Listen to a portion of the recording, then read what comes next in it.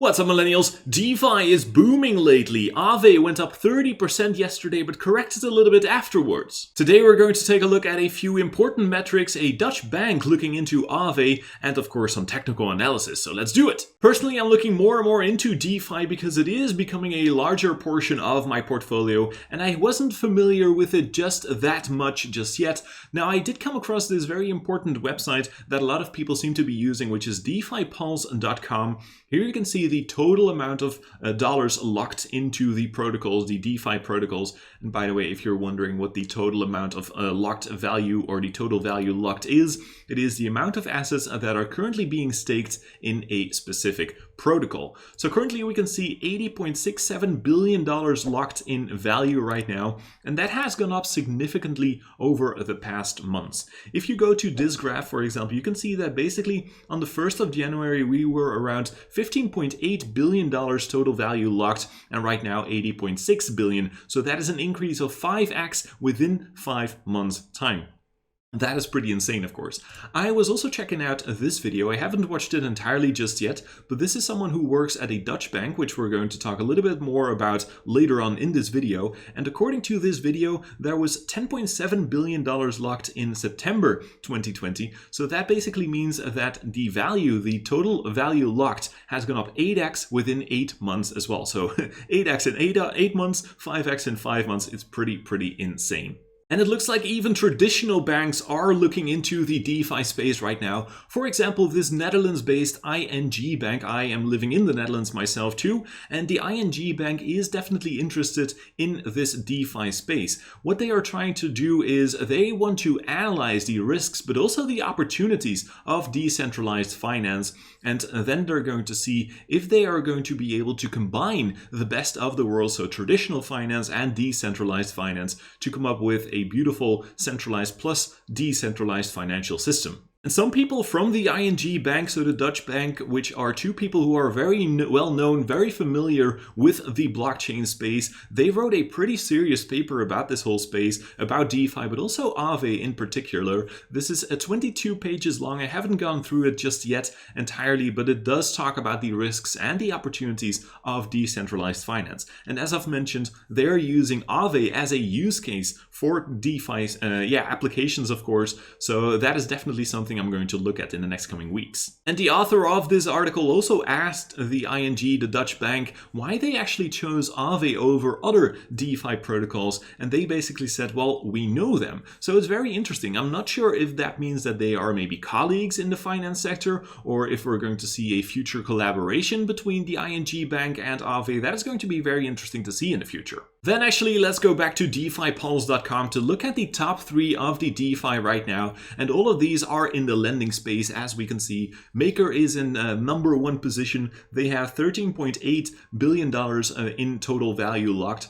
If we check out the current market cap of Maker, it is about 4.7 billion. And if you look at the market cap versus the total value locked ratio, we can see that gives a ratio of 0.34%. Then the number 2 is Aave, which we are going to talk about a little bit more in this video in the technical analysis section of this video. $11.4 billion total value locked. We can see that the current market cap is about 6.5 billion. So that gives a market cap over TVL ratio of 0.54. And the number 3 is, and let's go back here, the number 3 is Compound, which has $10.8 billion locked. And that currently has a market cap of 3.9 billion, which gives a market cap over TVL ratio of 0.365. Now, I was scrolling through Twitter to look at a little bit of research of Aave and DeFi, of course, and I was coming across these interesting metrics. So these are interesting metrics on Twitter. I'm going to, by the way, put the link to this Twitter feed, but also to, of course, all my other sources in the description below this video. But we can see some very important metrics like the market cap over total value locked.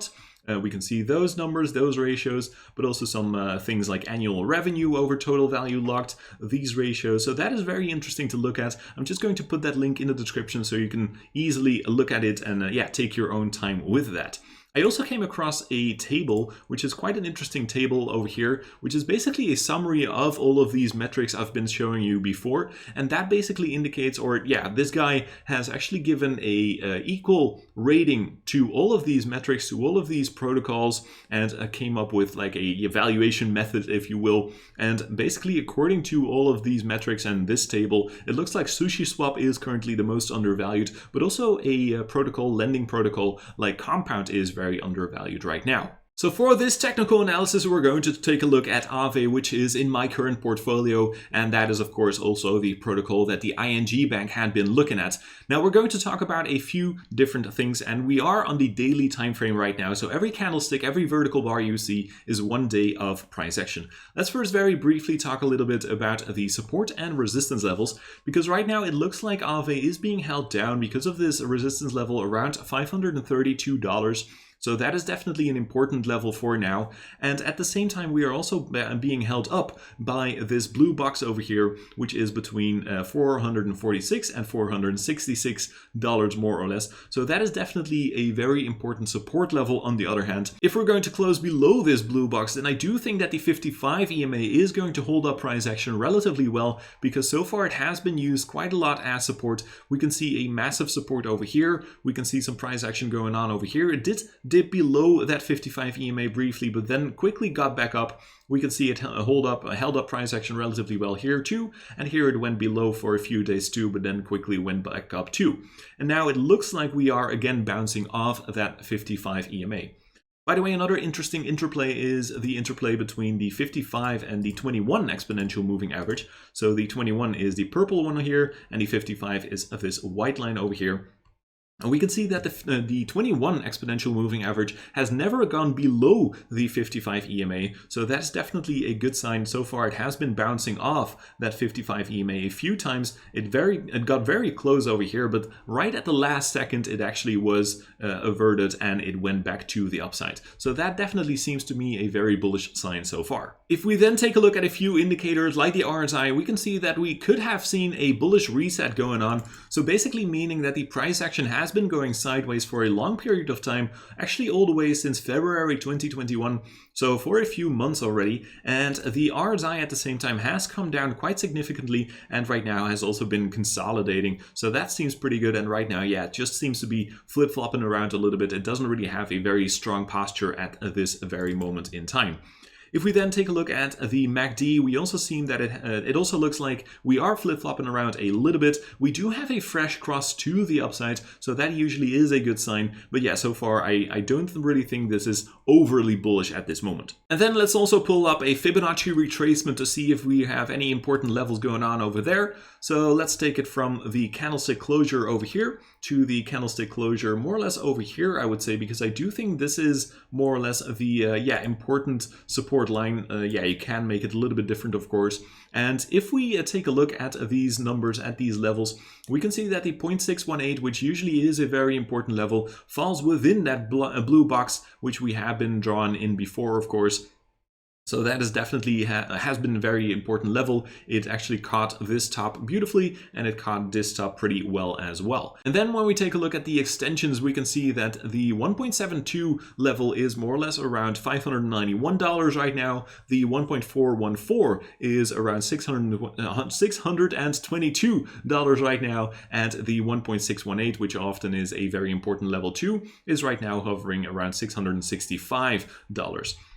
And it's quite interesting because if you go to the 15-minute chart, we can actually see, and this is a very low time frame. I usually don't really go to the 15-minute chart, but I was just scrolling through a few time frames, and it looks very interesting because, yeah, according to the 15-minute time frame, these Fibonacci retracement, or these Fibonacci extension levels, of course, have been used very well on the 15-minute time frame. So we can see that the first time frame we have been looking at, which was the 1.272, I believe, which has been holding holding down this price action relatively well. And then the other level, the 1.414 level, has held price action down quite a bit over here. So let's actually see if these levels continue to be significant in the future, which, yeah, according to me is definitely going to be the case. Now, if we close a daily candlestick above $532, which definitely has been a very important resistance level in the past, of course, then I do think we could see some more upside to come. And yeah, we could definitely see an extension to the 1.618 level, which is all the way up here to $665 more or less. And right now we also see, by the way, a nice little volume increase.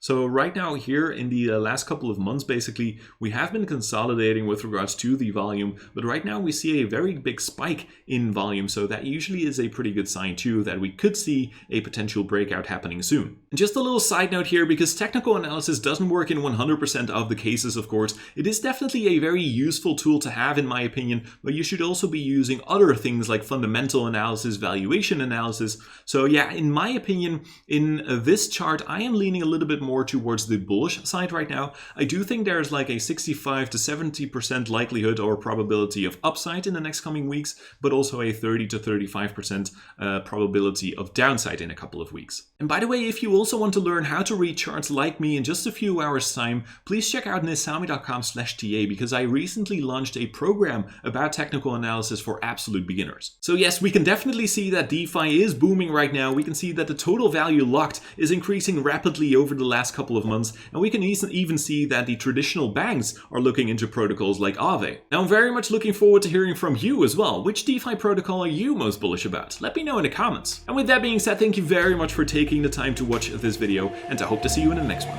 Bye bye!